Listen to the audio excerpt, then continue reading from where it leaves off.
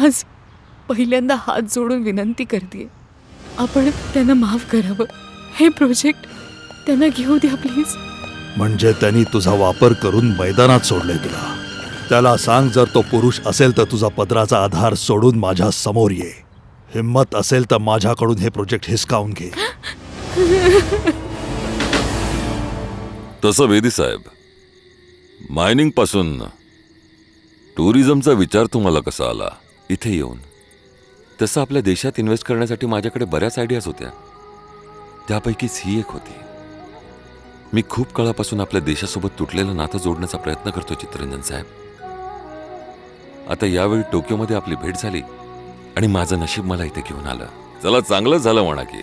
हां, चांगलं आहे, पण काही सांगू नाही शकत.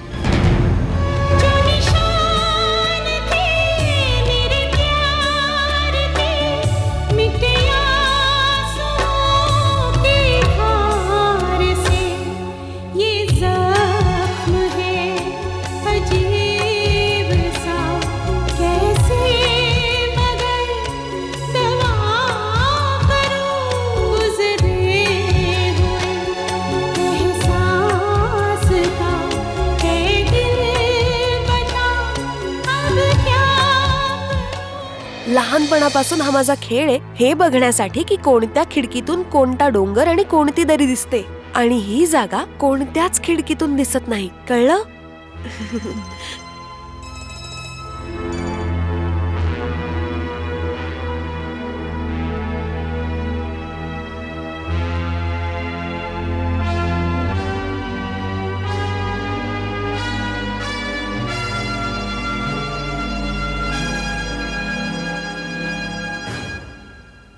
हे काय?